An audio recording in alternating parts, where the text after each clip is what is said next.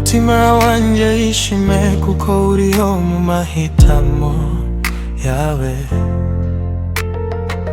Ntanarimwe umutima mwiza uzigera uba imfabusa.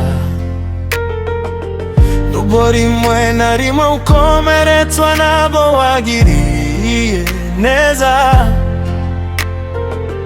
nubwo amarira yawe ashobora kugwa mu ibanga ntawuyabona.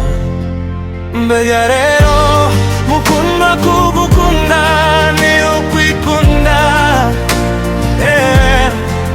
Ubona kwanze ntuzababare cyane kuko nzababazwa nuko niyanze. Mbese gukunda byaba bimariye iki bitanzaniye umunezero?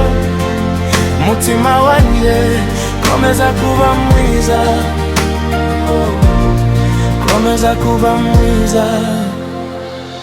Ndakugira inama yo gukunda, ineza yawe irabikwa. Igihe kimwe izabyara umunezero utatekereje. Tugahagarike kubwirira neza kubera uwakugiriye nabi. Isi ikeneye abantu b'ubuntu bafite umutima kuwawe. Nduga rero mukundwa, kugukunda ni ukwikunda. Ubona kwanze ntuzababare cyane kuko nzababazwa nuko niyanze. Mbese gukunda byaba bimariye iki bitanzaniye umunezero? Mutima wanjye komeza kuba mwiza,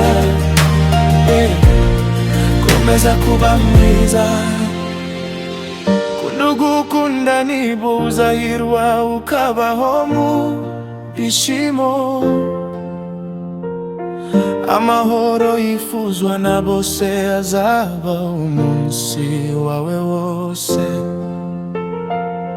Nubu buri mu mwijima, ejo hazaza hari rumuri. Komeza kuba mwiza, nibo uzitwa uhiriwe. Nguya rero mukundwa, kugukunda ni ukwikunda.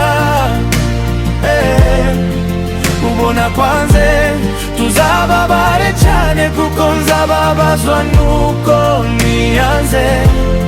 Mbese gukunda byaba bimariye iki bitanzaniye umunezero?